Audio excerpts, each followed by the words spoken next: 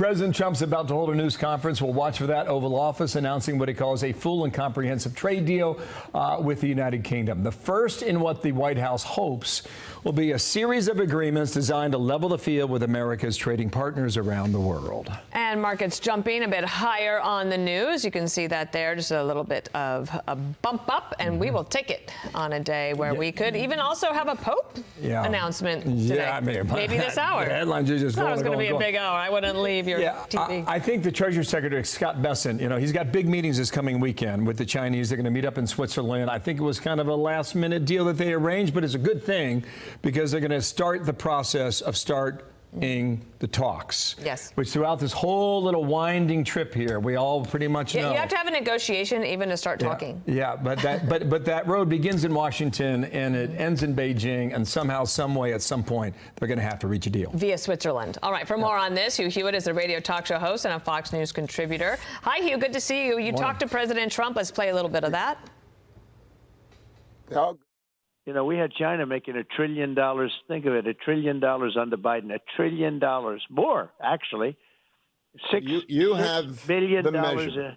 $6 You have the billion measure of Xi. a day we were losing on trade, and we'll see how it goes. We have a big meeting on Saturday in Switzerland with some of the guys going over there, Scott and some other guys, very good guys.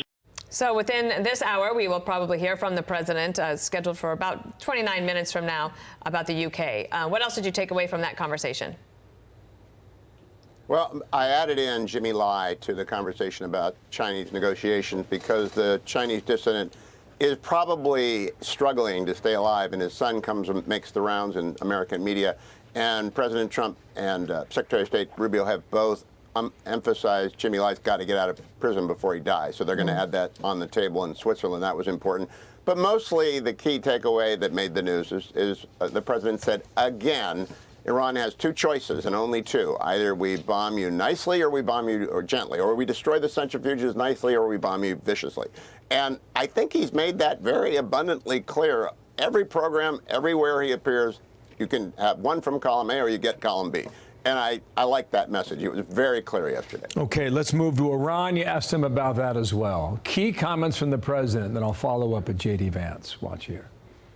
I'd much rather make a deal, a really verified deal. We want total verification. We can do that. But I would much prefer a strong verified deal where we actually blow them up, but blow them up or just de-nuke them.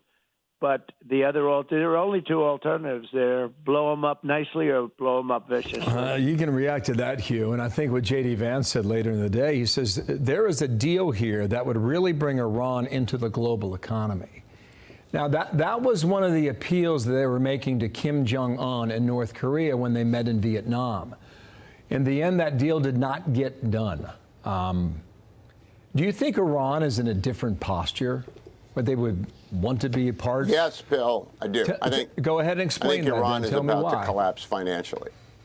Yeah, they're about to collapse financially. They didn't have enough fuel during the winter.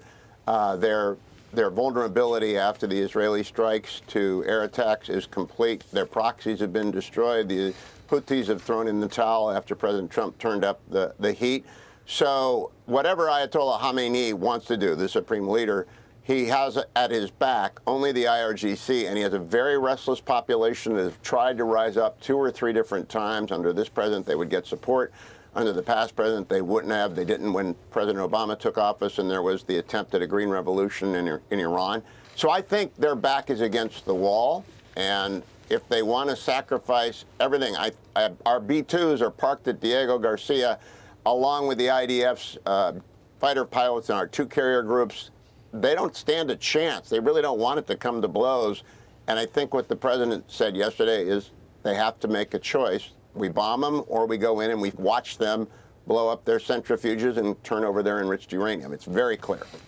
Hugh, also, we have seen that President Biden and the former First Lady, they are out and about doing a little media tour in advance of some of these books that are coming out about them and questioning them. You asked President Trump about Biden and competency yesterday. Here's what he said. Well, I don't think he was competent 40 years ago. He was a very average guy. Look at his credentials academically. Look at his whole life. he was a glad hander, hale and hearty. He had a good personality, but he was a vicious guy. You saw that here. He knew enough to know to go after his opponent. He went after his political opponent. I think it's going to be a long road for the Bidens to try to, have some sort of semblance of a good legacy. And I don't know if this media tour will help or hurt them. What do you think? Dana, I don't know how President Biden gets out of the hole he dug for himself. President Trump went on to talk about the famous debate, which basically blew up the Biden campaign, and how bad the makeup was and how bad President Biden performed, and how it became very obvious very quickly that it was going to be a disaster for President Biden. So we talked about that yesterday. I don't think it's a good idea for President Biden to do interviews with Dr. Biden. I think if he wants to try and rehab his image, he's got to sit down with people like you and Bill, or with me, or any of the hosts that will ask him fair, competent questions and demonstrate competence. Because the question at the end became, do we have a president? For about 6 months, you know how often presidents appear in front of the public.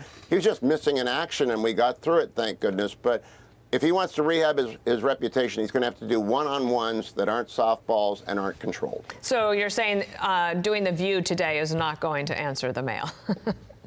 Just kidding. You don't have to answer that. No, they will prop him up. Yeah.